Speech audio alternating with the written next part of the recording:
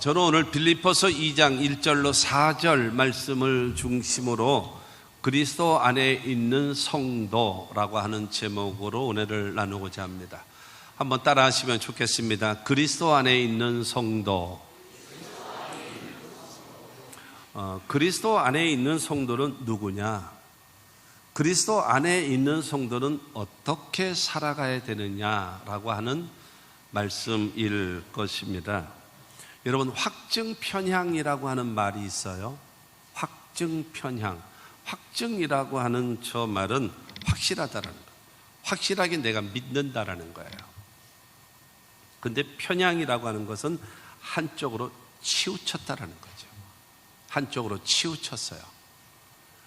내가 알고 있고, 내가 확신하고 있고, 내가 믿고 있는 것이 중요한 것은 이게 올바르냐, 올바르지 않으냐, 여기에 차이가 있는 겁니다.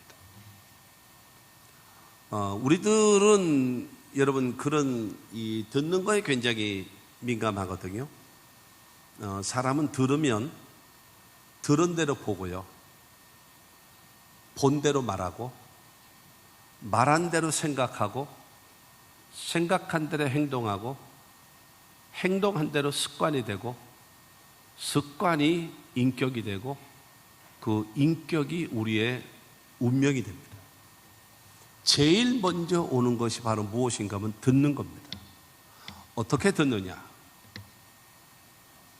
중요한 것은 이것이 옳으냐 그르냐, 이것이 진실이냐, 요즘 말을 하는 것처럼 거짓 뉴스냐, 이거를 제대로 알아야 되는데, 여러분 우리들은 대부분의 사람들은 있잖아요. 어떤 현상이 있는가 하면은 똑같은 뉴스를 반복해서 2번, 3번을 반복해서 듣게 되어지면 여러분들은 마음속에 확신을 갖습니다. 아, 이렇구나 라고 확신을 가져요. 그것을 알고 있는 정치인들은 그것을 교묘하게 이용해 먹습니다. 반복, 또 반복, 또 반복. 그래서 국민들 마음속에 확신을 심어주는 거예요. 어떤 불신이라는, 거짓이라는 이런 것으로 확산시키는 거예요. 그러면 올바른 팩트를, 올바른 진실을 말하는 사람들은 반복해야 돼요. 근데 반복을 안 합니다. 이게 문제죠. 이게 문제예요. 중요한 것은 바로 무엇인가 하면은 그럴 것이다를 그렇다라고 여기면서 살아가는 거. 이게 제일 힘든 겁니다. 사람과의 관계에서도. 나름대로 그럴 것이다를 갖다가 그렇다라고 이야기하는 것은, 이거는 뭐 어떻게 해요? 이걸 어떻게 해요? 뭐 때릴 수도 없고, 어떻게 합니까? 그것도 더군다나 확신을 갖고 있어. 여러분 굉장히 어렵습니다. 우리나라의 고질적인 병폐입니다. 고질적인 병폐. 그것을 여러분 정치인들은 교묘하게 이용해 먹어요. 근데 그거를 잘 이용해 먹는 세력이 있는가 하면, 우리 국민들은 똑똑해서 한번 얘기하면 잘 알아들어 이러면서 반복해서 말하지 아니하는 집단들이 있다라는 거예요. 착각이죠. 중요한 것은 자신의 주장만이 옳다라고 얘기하고 상대방의 말을 무시하게 되어지고 세력화되어지고 대적하게 되어지면, 여러분 이런 사람들이 모이면 그 가정은 끊임없이 분쟁이 일어납니다. 그런 가정은 끊임없이, 여러분 교회도 마찬가지고 가정도 마찬가지고 여러분 사회도 마찬가지고 국가도 마찬가지고 끊임없이 분쟁이 일어납니다. 다 그렇지는 않겠습니다만은 가정에서 화개장터와 같은 가정들이 있잖아요. 남편이 됐든 아내가 됐든 한 사람은 전라도, 한 사람은 경상도, 이렇게 결혼한 집들이 있는데, 다는 아닙니다만 많은 경우에 보면은 선거할 때 되어지면 논쟁이 붙는데요. 여기 찍어라, 여기 찍어라 하면서 서로 논쟁이 일어난다고 합니다. 그게 왜 그래요? 나름대로 상대방을 존중하지를 않고 나름대로 확정되어진 거를 편향되게 그냥 몰아붙이는 거죠. 근데 목사로서 가장 그것을 안타깝게 여기는 것은 바로 무엇인가 하면은 몰라요. 50이 넘고 60이 넘고 70이 넘은 사람들 그냥 어떻게 살겠어요? 바뀌겠습니까? 잘 안 바뀌죠. 그냥 살아요. 그냥 살아가세요. 근데 중요한 것은 10대 아이들, 20대 청년들, 30대 젊은이들이 편향되게 여러분 정보와 지식을 가지고 세상을 살면 되겠습니까? 여러분 미래학자들이요. 여러분 모르시는 분은 깨닫게 되시고요. 그 다음에 아시는 분은 확신을 가지면 좋을 것 같아요. 미래학자들이 2040년도가 되어지면 2040년도라고 얘기하면 지금으로부터 약 한 16년 후입니다. 16년 후면은 이 세계를 움직이는 지도자급 되어지는 4개의 나라가 나온다라는 거예요. 앞으로 16년, 그러니까 여러분들이 생존해 계시는 상태에서 그와 같은 나라가 되어지는 나라가 4나라가 있다는 거예요. 정치적으로, 경제적으로, 정신적으로 리더의 역할을 할 수 있는 4개의 나라가 있답니다. 첫째가 미국이고요. 두 번째가 독일이고, 세 번째가 터키고, 네 번째가 사우스 코리아, 대한민국입니다. 우리나라가 여러분 그 정도 위상이 있어요. 제가 1996년도에 성지순례를 갔었거든요. 그리고 2000년도인가? 그때 한번 또 갔어요. 이제 갔었었는데, 로마에 갔었더니 한국 식당이 없었어요. 터키에 갔었었는데요. 한국 식당이 없었어요.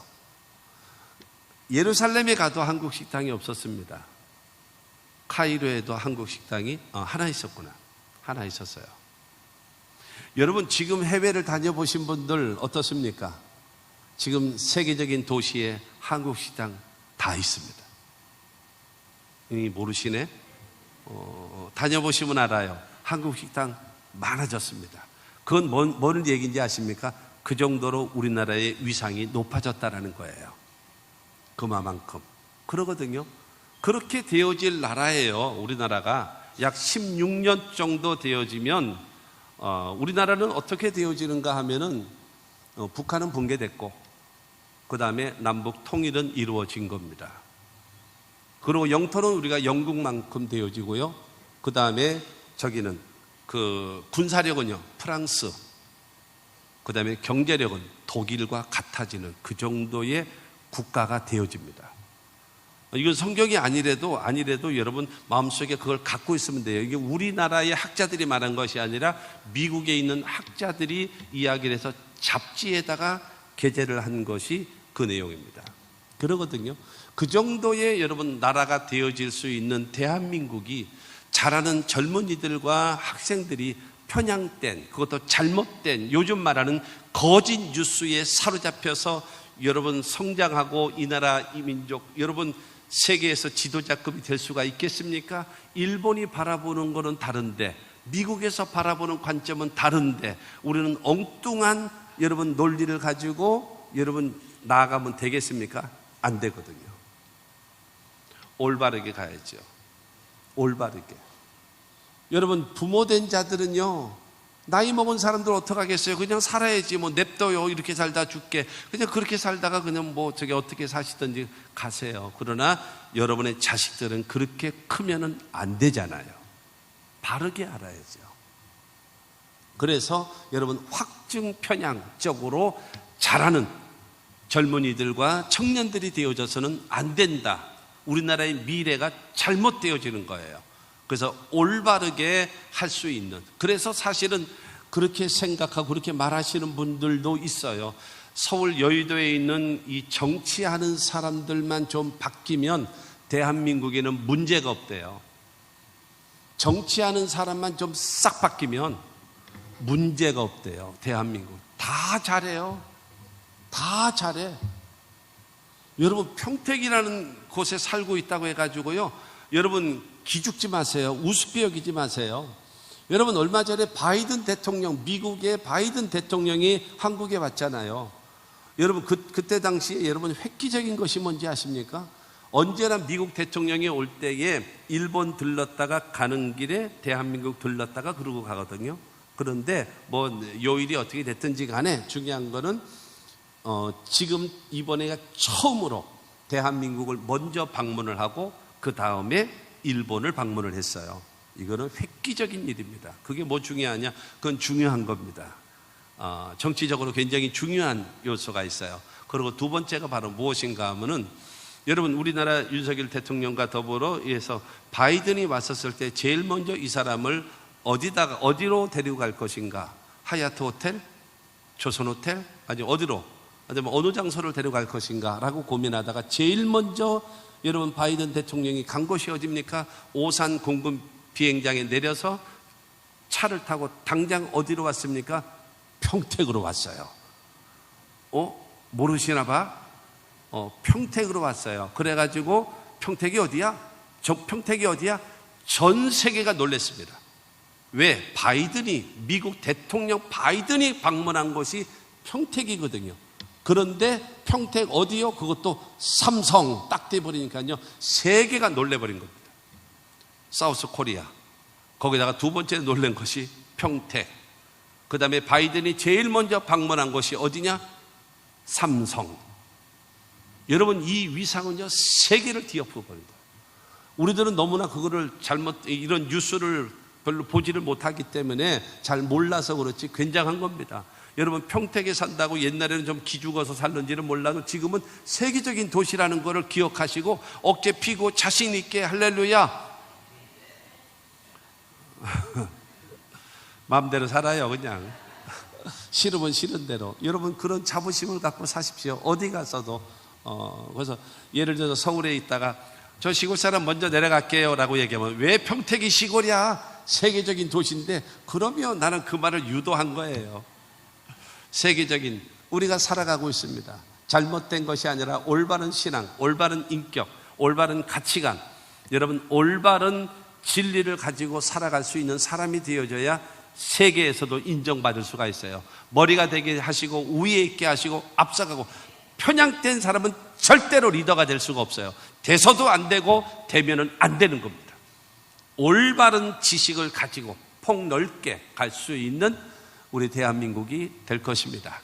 교회가 교회만 다와지며 우리 교회를 중심으로 해가지고 교회만 다와지면 그러면 하나님은 대한민국을요 크고 강하게 하실 놀라운 역사가 이루어지게 될 줄로 믿습니다.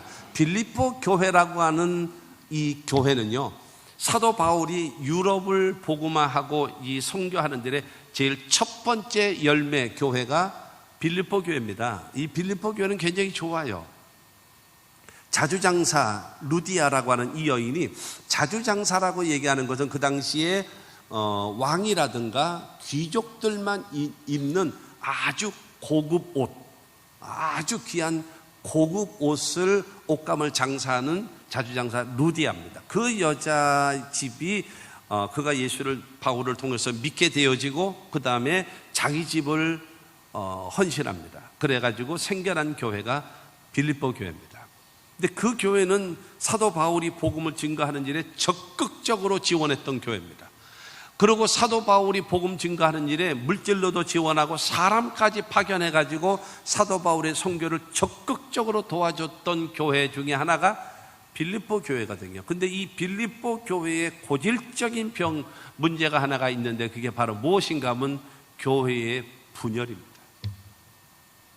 나름대로의 그 양대 세력이 자꾸 부딪힘이 이루어지는 거예요. 그래서 빌립보서 4장 2절 말씀 보면은 내가 유오디아를 권하고 순두개를 권하노니 주 안에서 같은 마음을 품으라.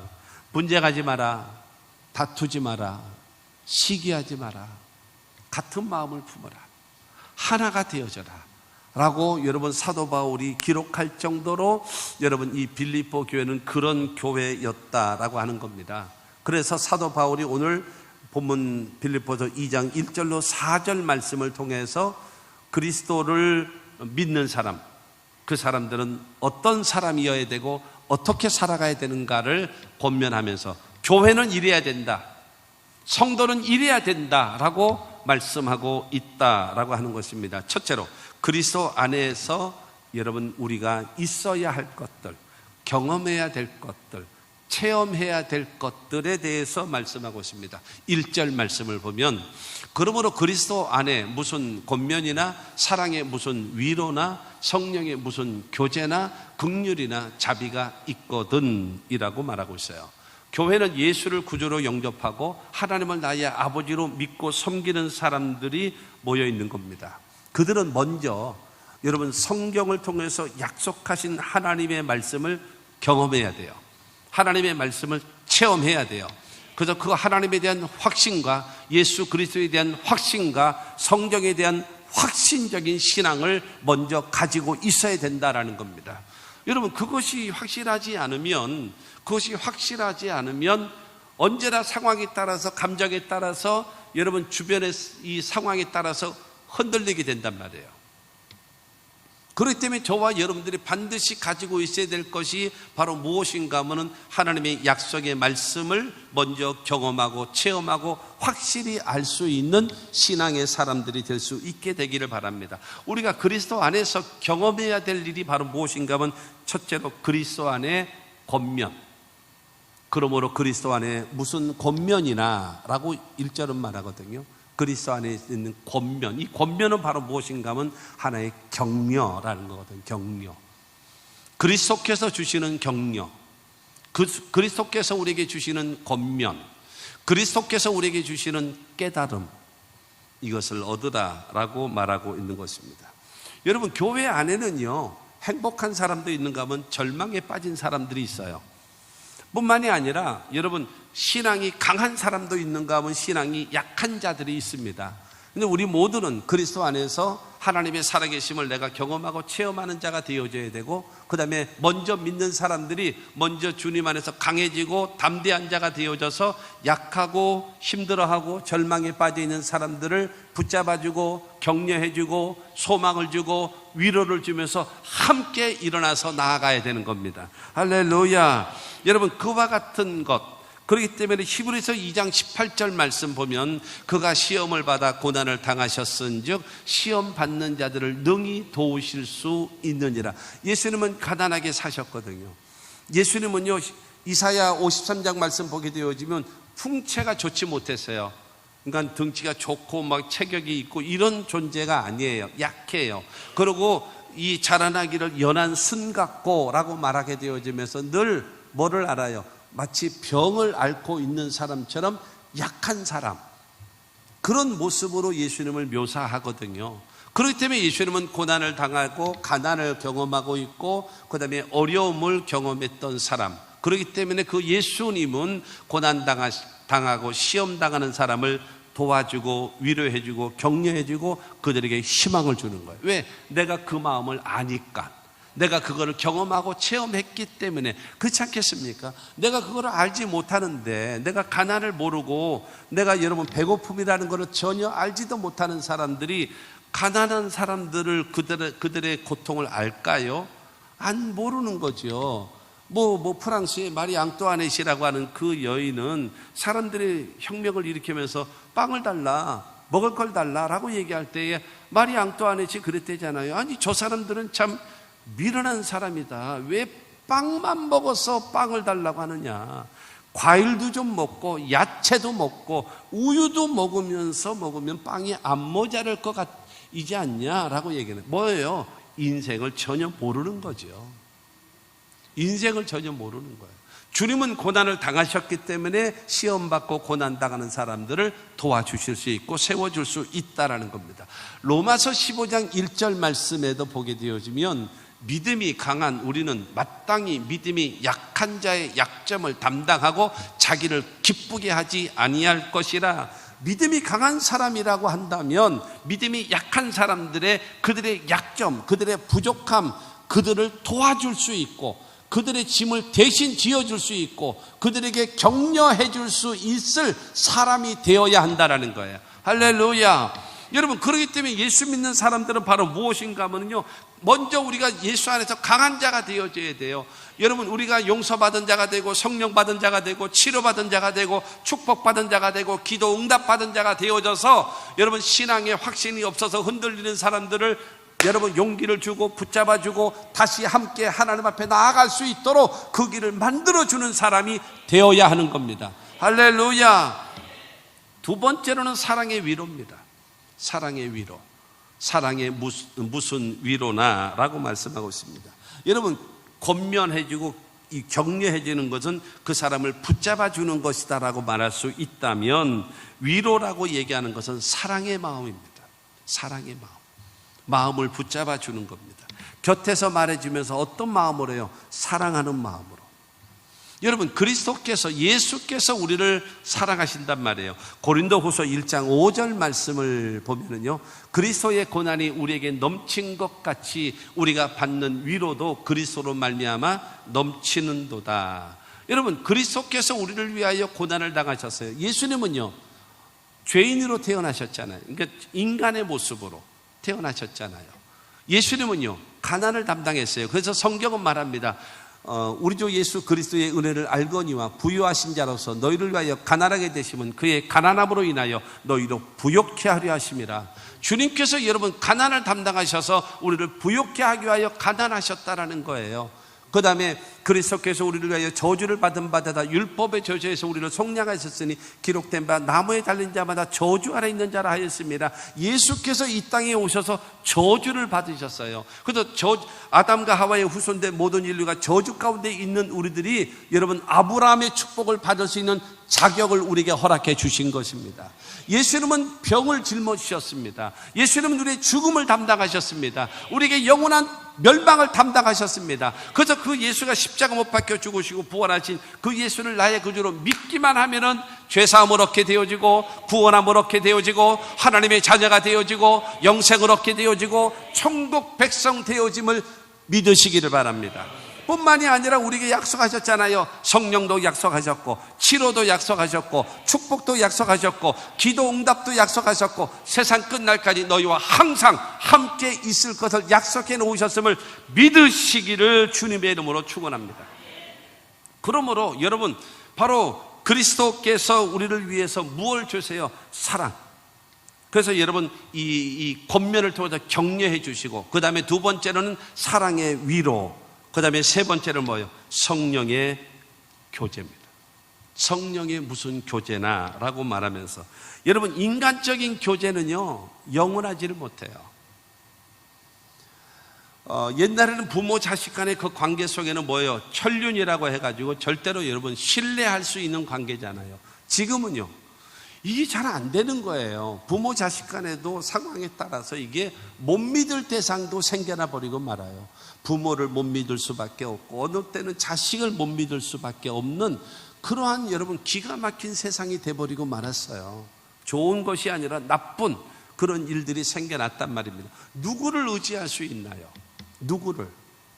여러분 형제를 의지하고 형제를 믿으면 될까요? 여러분 내 뒤통수 치는 경우가 얼마나 많은데요. 형제들을 여러분 위해서 뭐 보증을 섰다든가 그를 위해서 뭐 도와줬다든가 그렇게 해가지고 여러분 망한 사람들이 한두 명입니까? 형제간에 여러분 친척간에 그래가지고 보증 서주고 이래가지고 쫄딱 망한 사람들 한두 명인가요? 얼마나 많아요. 그래서 성경은 말합니다. 도울 힘이 없는 인생을 의지하지 말라고. 근데 성령께서는 우리와 함께 하시면서 언제 하나님의 사랑과 예수 그리스도의 은혜를 가지고 오면서 언제까지요? 천국 가는 그날까지 우리와 동행하시고 우리와 교제하시고 우리를 도와주시면 여러분 하나님의 성령을 믿게 되기를 주님의 이름으로 축원합니다. 고린도전서 12장 13절은 말합니다. 우리가 유대인이나 헬라인이나 종이나 자유인이나 다 한 성령으로 침례를 받아 한 몸이 되었고 또 다 한 성령을 마시게 하셨느니라.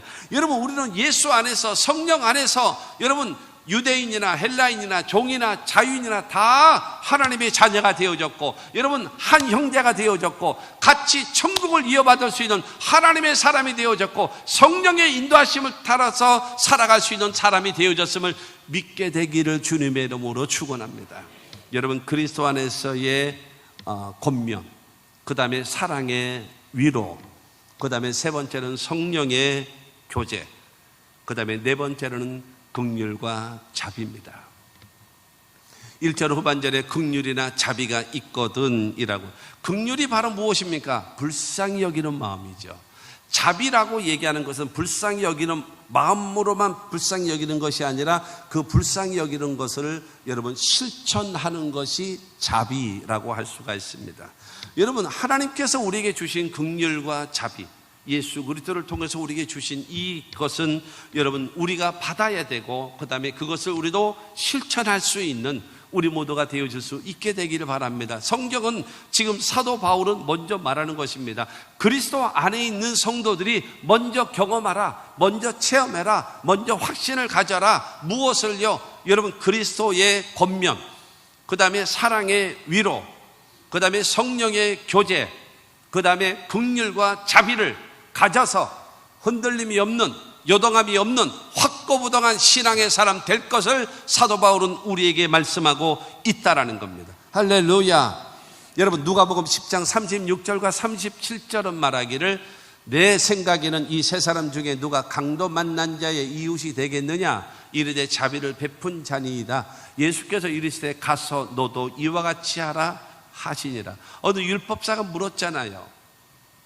그때 예수님께서 강도 만나 피투성이 되어져 죽어가는 그 사람에게 지나갔던 사람이 있는데, 종교와 율법을 상징하는 제사장이 지나갔지만 그를 보고 그냥 총총걸음으로 지나갔다.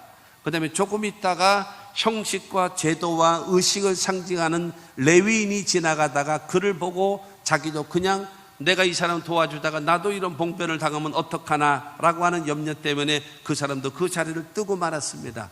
그런데 조금 있다 보니까는 여러분, 여행하던 중에 있던 사마리아 사람, 예수님을 상징하는 사마리아 사람이 그를 보고 성경은 말합니다. 불쌍히 여겨 짐승에 내려서 그에게 가까이 갑니다.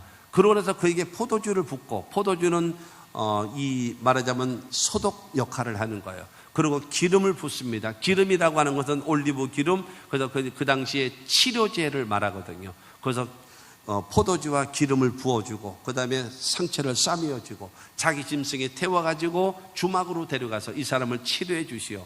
그러면서 그를 치료를 해줍니다. 그리고 그 다음날 데나리온 둘, 지금으로 계산하게 되어지면 약 한 25만 원 정도를 여러분 그 주인에게 주면서 이 사람을 치료해 주시오. 만약에 경비가 더 들게 되어지면 내가 돌아오는 길에 갚아주겠습니다 라고 이야기했다. 이 강도 만난 사람의 참된 이웃이 누구냐?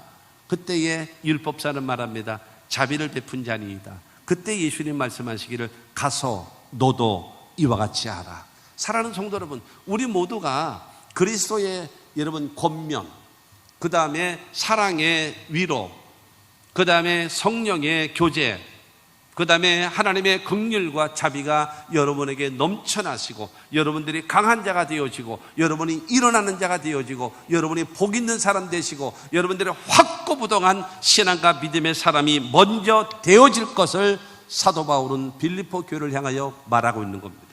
그 말씀은 바로 이 시대를 살아가고 있는 우리들에게도 하시는 말씀인 것입니다. 그러면서 두 번째로, 그리스도 안에서 하나가 되라. 너는 그리스도 안에서 권면, 격려를 받았잖아. 사랑의 위로를 얻었잖아.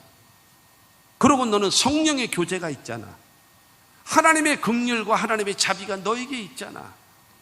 그렇다면 그리스도 안에서 하나가 되라. 2절은 말합니다. 마음을 같이하여 같은 사랑을 가지고 뜻을 합하며 한 마음을 품어라고 말씀하고 있습니다. 우리가 그리스도 안에서 우리가 요동치 않고 흔들림이 없는 신앙과 믿음의 사람이 되어졌다면 우리는 하나가 되어져야 돼요. 하나가 되어지려면 첫째로 같은 마음을 가지라는 거예요. 같은 마음. 여러분, 같은 목적이 같다라는 겁니다. 여러분, 생각이 같아진다라는 겁니다. 여러분, 내가 월등하고 내가 여러분 큰 은혜를 받고 내가 강한 자가 되어져 있기 때문에 마음을 같이 할 수 있는 그런 너그러움과 넉넉함을 가져야 된다라고 성경은 말하고 있습니다. 동상이몽은 안 됩니다. 같이 한 침대에 누르면서 이 사람은 이 생각하고 저 사람은 저 생각을 하고 있으면 되겠습니까? 같은 생각을. 사랑은 마주보는 건가요? 아니에요. 사랑은 마주 보는 것이 아닙니다. 두 부부가 여러분 예를 들어서 이제 결혼식 주례를 하게 될 때에 내 앞에 있는 신랑 신부가 두 사람이 나를 쳐다보고 있는 것처럼, 그처럼 여러분 한 방향을 같이 바라보는 것이 사랑이고 소망입니다. 서로 마주 보면 어떻게 되어질까요? 싸웁니다. 마주 보기 때문에 싸우는 겁니다. 그래서 운동 중에서요, 제일 교제와 친교가 제일 잘 되는 여러분 운동이 뭔지 아십니까? 예를 들어 탁구 해보세요. 서로 탁탁탁탁 치죠. 배구도 탁탁탁탁 치죠. 족구도 서로 탁탁탁탁 치죠. 축구도 서로 탁탁탁탁 치잖아요. 마주 보니까. 그러나 교제하고 그런데 제일 좋은 여러분 운동이 뭔지 아세요? 골프입니다. 골프는요, 한 방향을 바라봐요. 멀리 바라봅니다. 그러고 나서 앞에서 탁 치면 옆에서 박수를 칩니다. 굿샷 하면서 박수를 쳐줘요. 그렇기 때문에 제일 교제에 여러분 우선하게 되어지는 운동 중에 하나가 바로 무엇인가 하면 같은 방향을 바라보니까요. 그래서 대화가 좋습니다. 그래서 여러분 부부간에 중요한 얘기를 할 때 내가 팁을 드리는 겁니다. 마주보고 얘기하지 마세요. 커피숍에 앉아 있었어도요, 마주보고 앉지 마세요. 같이 앉으세요. 마주본다고 써보세요. 쓸데없는 또 이제 부부싸움 일으키는 거 아닌지 모르겠네. 여러분 여기 딱 마주보고 앉아 있다고 생각해 보세요. 근데 남자 앞에 지나가는 여자가 이상형의 여자가 지나가고 있어. 응? 근데 같이 마주보고 있는데 이 여자 눈에 이상형의 남자가 지나가고 있어. 그러면 눈동자가 돌아갈까요? 안 돌아갈까요? 오, 사탄, 나를 난 쳐다봐. 이런 사람이 있습니까?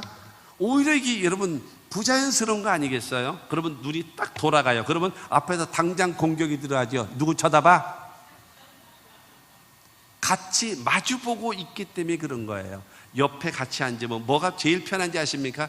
시선이 편안해져요. 내가 이상형의 사람이 지나가서 쳐다봐도 여기서 쳐다보는지 조차도 몰라. 이쪽도 마찬가지고 이쪽도 마찬가지고 서로 마주보는 것이 아니라 한 방향을 바라보는 것이 훨씬 좋다라는 겁니다. 그리고 신랑 되신 분들에게 하나의 팁을 더 드리겠습니다. 옆에 앉아 있을 때에 부인의 오른쪽에 앉으십시오. 부인의 오른쪽에 앉아서 여러분이 말을 하게 되어지면 아내는 감동을 받는데요. 넘어가겠습니다. 두 번째는요, 같은 사랑을 가지라는 거예요. 같은 사랑. 2절에 같은 사랑을 가지고, 여러분 그리스도께서 우리를 위하여 희생적인 사랑을 우리에게 베풀어 주셨단 말입니다. 그 같은 사랑을 가져라. 로마서 5장 6절 말씀을 보면요, 우리가 아직 연약할 때에 기약대로 그리스도께서 경건하지 않은 자를 위하여 죽으셨도다. 연약한 자라고 얘기하는 것은요, 죄에 마귀에 눌려서 무기력한 상태를 말합니다. 그렇기 때문에 딱 떨쳐내지를 못하고 그냥 거기에 죄에 끌려가는 거예요. 세상에 끌려가는 거예요. 그리고 경건하지 아니한 자라고 얘기하는 것은요, 하나님을 의식하지 않고 죄 가운데 죄 짓고 살다가 그냥 죽어서 멸망할 수밖에 없는 존재, 그가 연약한 존재고 그 다음에 경건하지 않은 존재입니다. 그러나 그들을 위해서 예수께서 죽으셨다라는 거예요. 로마서 5장 8절도 말합니다. 8절에 우리가 아직 죄인 되었을 때에 그리스도께서 우리를 위하여 죽으심으로 하나님께서 우리에 대한 자기의 사랑을 확증하셨느니라. 죄인이에요. 죄 가운데 태어나서 죄 짓고 살다가 죄값으로 죽어서 영원히 멸망할 수밖에 없는 죄인들. 어떤 존재예요? 연약한 우리, 경건하지 않은 우리, 죄인된 우리를 위하여 하나님은 예수를 이 땅에 보내셔서 십자가에 못 박혀 죽게 하시고 그 사흘 만에 부활시키신 예수를 믿는 자마다 구원함을 주시는 하나님의 사랑이 바로 무엇입니까? 우리가 연약하고 우리가 경건하지 않고 우리가 죄인 되었을 때에 우리의 죄를 담당하시고 십자가 못 박혀 죽임으로 우리의 죄를 담당하신 그 그리스도의 사랑, 그 사랑으로 하나가 되라는 겁니다. 로마서 5장 9절 말씀에 그럽니다. 그러면 이제 우리가 그의 피로 말미암아 의롭다 하심을 받았으니 더욱 그로 말미암아 진노하심에서 구원을 받을 것이니. 여러분, 우리가 경건하지도 않고 그 다음에 우리가 연약한 존재고 그 다음에 죄인이었을 우리 존재가 나를 위하여 죽으시고 부활하신 예수 그리스도, 그의 피를 믿음으로 의롭다함을 얻고 구원함을 얻었다라는 사실을 믿게 되기를 주님의 이름으로 축원합니다. 이런 사랑을 받았으니 가족 간에 하나가 되라, 성도 간에 하나가 되라. 못할 거 뭐 있냐? 너 구원 받았잖아. 너 죄사함 받았잖아. 너 성령 받았잖아. 너 치료 받았잖아. 너 축복 받았잖아. 하나님이 너와 함께 하지 않냐? 못할 거 뭐 있냐? 마음을 같이 하고, 두 번째로는 바로 무엇을 같이 해요? 같은 사랑. 하나님의 사랑과 예수 그리스도의 그 사랑을, 같은 사랑을 가지고 살아가는 자가 되어져라. 세 번째로는 같은 뜻을 가져야 한다라는 거예요. 뜻을 합하며. 뜻을 합한다라고 하는 것은 무엇인가 하면 하나님께서 주신 그 말씀대로 순종하고 실천하는 삶을 살아가는 것을 말합니다. 하나님의 말씀 따라서. 그래서 사도 바울이 고린도전서 10장 31절을 통해서 우리에게 말합니다. 그런즉 너희가 먹든지 마시든지 무엇을 하든지 다 하나님의 영광을 위하여 하라. 하나님의 영광을 위해서라면 못할 거 뭐 있니? 가정이 화목하고 행복하기 위해서라면 네가 못할 거 뭐 있어? 교회가 화목되어지고 하나가 되어지고 성장되어지는 일에 네가 못할 거 뭐 있니? 실천해야지. 뜻을 합해. 네 생각, 네 잘났다라고 혼자 고개 흔들지 말고 말에 순종하면서 같이 가면 안 되겠냐? 하나가 돼야지. 여러분, 사도 바울은 우리에게 말씀하고 있는 것입니다. 할렐루야. 하나님 앞에서 뜻을 합하고, 하나님 앞에서, 가족 앞에서, 여러분 내가 같이 성도 안에서 서로 여러분 뜻을 합해서, 마음을 합해서 여러분 연합할 줄 아는, 그것이 하나님의 사람이라는 거예요. 그렇게 되어서 하나가 되라는 겁니다. 네 번째로 한 마음을 가지라. 한 마음. 그래서 2절 후반에 말하잖아요. 한 마음을 품어 하나를 생각해라. 하나님의 영광을 위하여, 가족의 화목과 행복을 위하여, 그 다음에 교회에 덕을 끼치고 성장되어지는 일을 위하여 한 마음을 가져라. 우리 모두 여러분 이와 같은 마음 자세를 가지고 하나님을 섬기는 빌립보 교회를 향하여 분쟁이나 다툼을 일으키지 말고 그리스도 안에서 하나가 되라. 너는 구원받은 하나님의 사람이기 때문이다. 할렐루야. 그 이야기인 겁니다. 뿐만이 아니라 세 번째로 그리스도 안에서 자기보다 남을 낮게 여기라는 거예요. 너보다 상대를 더 귀하게 여겨. 3절 말씀을 봅니다. 3절 말씀 보면 아무 일에든지 다툼이나 허영으로 하지 말고 오직 겸손한 마음으로 각각 자기보다 남을 낮게 여기고 라고 말합니다. 첫째로 겸손한 사람이 되라는 거예요. 겸손한 사람, 여러분 자기 자랑을 내세우고 자기 말만 많이 하는 사람이 있습니다. 왜 그럴까요? 교만해서 그래요. 왜 그럴까요? 상대를 배려하지를 못해서 그래요. 왜 그럴까요? 상대방의 말을 공감하지 못하기 때문에 그렇습니다. 자기밖에 몰라. 그러면 안 되는 거예요. 남을 나보다 낮게 여기고 여러분 상대를 귀하게 여기려면 뭐가 되어져야 돼요? 내가 겸손해야 돼요. 겸손한 사람이 되어야지. 다툼이나 허영으로 하지 말고. 여러분 겸손한 사람은요 다투거나 허영하지 않습니다. 여러분 왜 다투나요? 내 생각만 옳다라는 거예요. 내 주장만 옳다라는 거예요. 못 써요. 그러면 왜 상대방의 말은 무조건 무시하나요? 그게 확증 편향이에요. 자기밖에 몰라. 나중에 보면 내가 잘못했네. 나중에 깨달아. 그렇다고 또 이런 사람들은요 자기가 잘못했다고 얘기도 안 해. 얼마나 얄미운지 몰라. 여러분 이렇게 살아가면 안 된다라고. 여러분 다툼하고 허영은요 알맹이 없는 괜히 허세 부리는 거예요.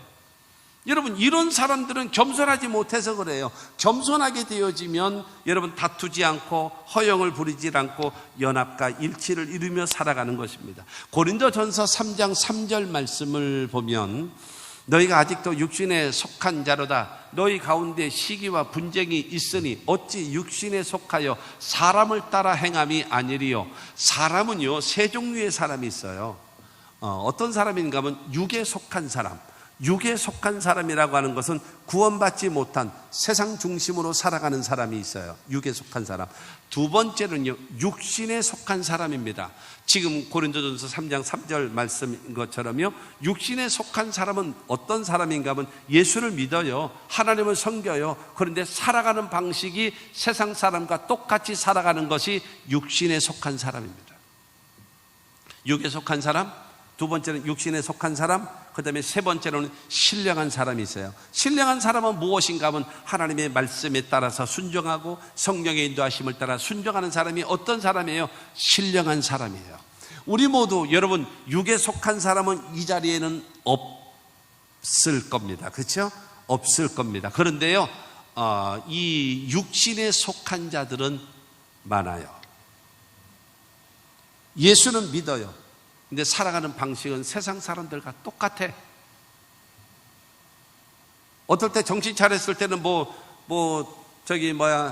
하이드와 지킬 박사처럼 정신 차렸을 때는 지킬 박사가 돼 있고, 정신이 그냥 나갔을 때는 또 이제 하이드가 돼가지고 온갖 잘못된 악을 행하는 사람처럼 돼버리고 말아요. 교회에 와서는 주님 뜻대로 살기로 한다라고 찬송하다가 그 다음에 이 교회 문을 떠나는 순간부터 세상 방법으로 살기로 한데 살아가는 거, 그게 누구냐? 여러분 육신에 속한 사람이에요. 여러분 모두는 여러분 육신에 속한 사람이 아니라 여러분 신령한 사람 되어져서 하나님의 말씀 따라 살아가고 성령의 인도하심을 따라 살아가는 하나님의 사람들이 되시기를 주님의 이름으로 축원합니다. 육신에 속한 사람들은요, 끼리끼리를 좋아해요. 끼리끼리. 이 끼리끼리 좋아하는 사람들은요, 연합이 안 돼요. 하나가 되질 않는 거예요. 남을 나보다 낫게 여기는 마음을 갖지 못한다라고 얘기하는 것입니다. 그러므로 저와 여러분들은요, 갈라디아서 5장 24절은 우리에게 말하기를 그리스도 예수의 사람들은 육체와 함께 그 정과 욕심을 십자가에 못 박았느니라 그래요. 여러분 우리가 저 5장 지금 24절이잖아요. 22절 23절은 오직 성령의 열매는 사랑과 희락과 화평과 오래참과 자비와 양선과 충성과 온유와 절제니 이 같은 것을 금지할 법이 없느니라 하셨거든요. 성령의 열매를 맺는 사람은 어떤 사람이냐? 예수 그리스도의 십자가의 죽으심과 같이 나도 정, 그 다음에 나의 욕심, 세상적인 욕심, 그거를 십자가에 못 박은 사람만이 바로 무엇인가 하면 신앙의 인격의 삶의 열매로 나타날 수 있다라는 겁니다. 그러므로 저와 여러분들은 바로 무엇인가 하면 겸손한 사람이 되어져서 다툼과 허영을 일삼지 말고 시기와 분쟁하는 자가 되지 말고, 여러분 우리는 어떻게 살아가야 돼요? 겸손한 하나님의 사람이 되어져야 됩니다. 그러면서 두 번째로 보면 남을 나보다 낫게 여기라고 말하고 있어요. 남을 나보다 낫게 여기라. 오직 겸손한 마음으로 자기보다 남을 낫게 여기라. 상대방을 더 귀하게 여기고 상대방을 인정해주고 상대방을 존중해 줄 수 있는 마음. 여러분 그렇잖아요. 제가 2부 예배 때도 그 얘기 했는데 여러분 생각해 보세요.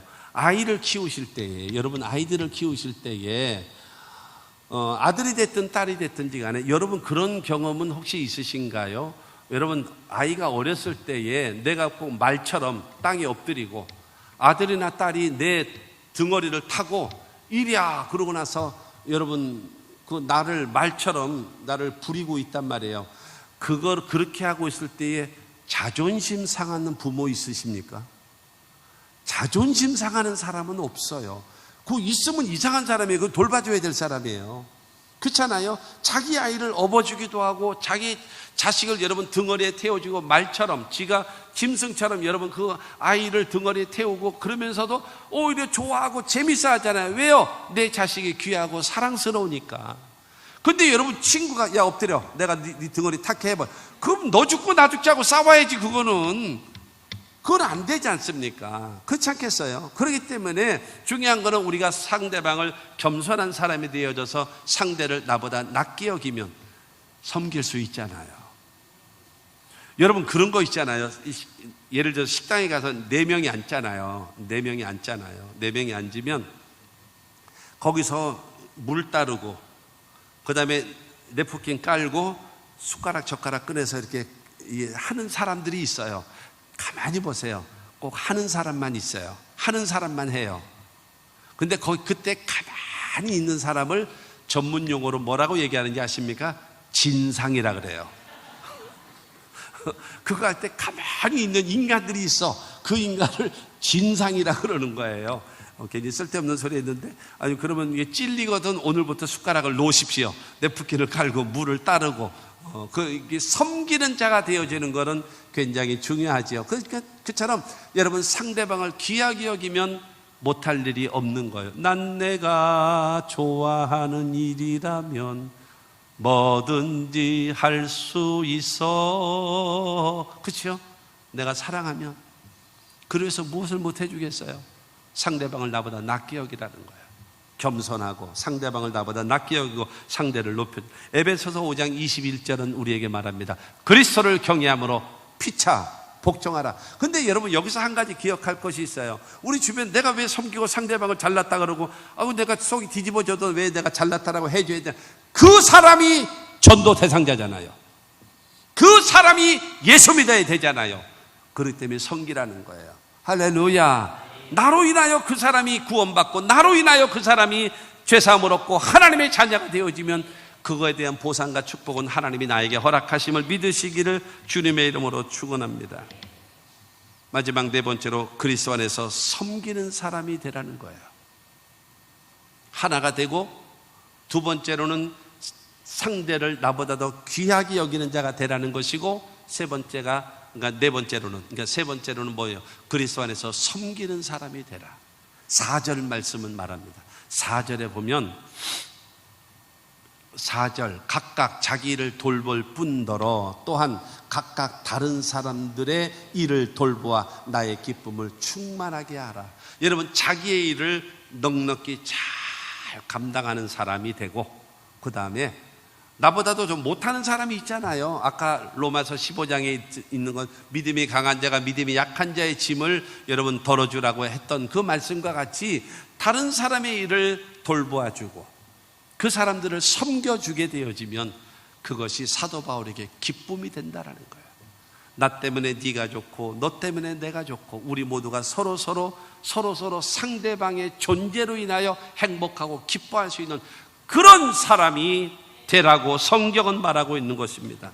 여러분 남의 말을 좋아하는 사람들은 보면요, 남의 말하기를 좋아하는 사람들은요 자기 자신의 일을 제대로 하는 사람이 별로 없어요. 자기 일을 잘하는 사람은요 남의 일을 얘기 안 합니다. 그리고 오히려 다른 사람은 칭찬합니다. 그러므로 저와 여러분들은 바로 무엇인가 하면 내 자신이 먼저 나의 맡겨진 일을 잘 감당하는 자가 되어지고 다른 사람을 도와주고 다른 사람을 섬겨주고 다른 사람을 세워줄 수 있는 넉넉함이 있게 되기를 바랍니다. 여러분 그런 거 있잖아요. 많이 들어보셨죠? 자존심. 나 자존심밖에 없는 사람이야. 그 또 하나가 있어요. 비슷한 말, 자존감. 제가 여러 번 얘기했었습니다마는 나 자존심밖에 없는 사람이야. 나 자존심 무너지면 나 이런 사람이 있잖아요. 여러분 잘 들어보세요. 나 자존심이 강한 사람이야 라고 얘기하는 사람, 자존심이 뭔지 아십니까? 나 잘났다 라고 하는 사람이 자존심이에요. 그런데 나는 잘났다라고 얘기하는데 다른 사람이 나에 대해서 잘못된 평가를 하면은 기분 나빠서 화를 내는 것이 자존심이 강한 사람이에요. 그런데 자존심이 강한 사람한테 내가 말씀드리고 싶어요. 당신 때문에 당신 가족이 얼마나 힘들어하는지 모르시죠? 당신 때문에 당신 주변에 있는 사람들이 얼마나 불편해하는지 모르시죠? 모를 겁니다. 왜냐? 당신이 잘났기 때문에. 내가 잘났는데 왜 못났다라고 그러지? 여러분 이러고 있기 때문에 그래요. 자존심은 버려야 돼요. 그러면 뭘 가지라는 소리야? 자존감. 자존감은요, 자존심은요, 난 잘났다 이거거든요. 자존감은요, 나 잘났다가 아니에요. 나는 소중한 사람이다. 나는 귀한 사람이다. 나는 구원받은 사람이야. 나는 성령 받은 사람이야. 나는 축복을 받은 사람이야. 하나님이 나와 함께 하시는 사람이야. 하나님이 나를 도와주시는 사람이야. 그렇기 때문에 나는 소중해. 잘났다가 아니라 나는 소중한 사람이다라고. 할렐루야. 그렇게 사세요. 그러면요 남이 뭐라고 평가하든지 상관없어요. 나는 소중하니까. 나는 귀하니까. 할렐루야. 그렇게 여기며 사세요. 그렇단 말이에요. 그렇잖아요. 제가 전에도 우스갯소리로 얘기했습니다마는 여러분 아침에만 운전하고 다녀야 되는 모닝차 있잖아요. 썰렁한 얘기를 하는데 안 웃으면 내가 지금 아침에만 타고 다니는 모닝, 뭐 티코 이런 차들. 아니 어느 때는 내가 한 번은요 고속도로를 가는데 뒤에서 번쩍 그러더라고. 나보고 비키라고. 웬만하면 나보고 비키라는 사람이 별로 없거든요. 저도 좀 이게 달리기 때문에 별로 없거든요. 그런데 뒤에서 번쩍하고 나보고 비키라 그러는 거예요. 그래서 내가 안 비켜줬어 그냥. 그래서 갔어요. 그런데 옆으로 쌩 하고 지나가는데 모닝이 지나가는 거예요. 나를 추월해서 가는 거예요. 나를 추월해서. 사랑하는 성도 여러분, 모닝이면 어떻습니까? 티콤은 어떻습니까? 사랑하는 성도 여러분, 벤치 옆에 주차하시기 바랍니다. 맘대로 해 그냥. 싫으면 당당함을 가지고 여러분 그러고 사세요. 기죽을 것 없어요. 여러분 하나님 앞에는 철저하게 겸손하세요. 그리고 사람 앞에는요 당당하게 사십시오. 왜요? 우린 소중한 존재잖아. 나는 귀한 존재예요. 할렐루야. 그렇게 사십시오. 나 같은 건 죽어야 돼. 아무리 거울을 봐도 나 같은 건 죽어야지. 아니야. 하나님은 여러분을 그렇게 만들지를 않았어요. 우리를 보고 주님은 말씀하십니다. 너는 온 천하보다도 귀한 존재다. 할렐루야. 그렇게 여기며 살아갈 수 있는 우리 모두가 되기를 주님의 이름으로 축원합니다. 우리와 함께 하시는 성령은 누구신가요? 돕는 자예요. 우리를 도와주기 위하여 곁에 계시는 분이에요. 여러분 그러므로 우리 그렇게 살게 되기를 주의 이름으로 축원합니다. 그래서 2장 4절 마지막에 말합니다. 나의 기쁨이 충만하게 하라. 그렇게 살면은, 너희들이 그렇게 살면 내가 기쁘다. 너희들이 첫째가 바로 무엇입니까? 그리스도 안에 있어야 할 것들. 그리스도 안에 있어야 할 것. 너희가 그리스도의 사랑과 그 다음에 사랑의 위로와 그 다음에 성령의 교제와 그 다음에 하나님의 긍휼과 자비가 너희들에게 먼저 가득히 채워지기를 원하고. 할렐루야. 그 다음에 두 번째로 그런 은혜를 입었으니 어떤 사람이요? 그리스도 안에서 하나가 되라. 그러면서 세 번째로는 말합니다. 그리스도 안에서 자기보다, 너 자신보다 상대방을 귀하게 여겨줘라. 그리고 네 번째로 말합니다. 그리스도 안에서 네 자신의 일을 잘 감당하는 것뿐만이 아니라 상대방의 일까지도 도와주고 격려해주고 섬기는 자가 되라. 그러면 사도 바울이 말합니다. 그러면 내가 기쁨이 넘치겠다. 내가 만족하겠다. 내가 행복하겠다. 이 말은 무슨 말이겠습니까? 성경을 우리에게 주신 하나님이 기뻐하신다라는 것이고 예수님이 기뻐하신다라는 것이고 여러분 때문에 여러분의 가족이 행복하게 될 것입니다. 할렐루야. 우리 모두 이렇게 삽시다. 내가 예수 안에서 행복해야 돼요. 예수 안에서 살만 나야 돼요. 예수 안에서 여러분의 삶 속에 기쁨과 즐거움이 넘치는 사람이 되시고 더불어 하나가 되어지고 상대방을 귀하게 여기고 다른 사람을 섬기는 자가 되어져서 우리 모두 행복한 하나님의 사람들이 됩시다.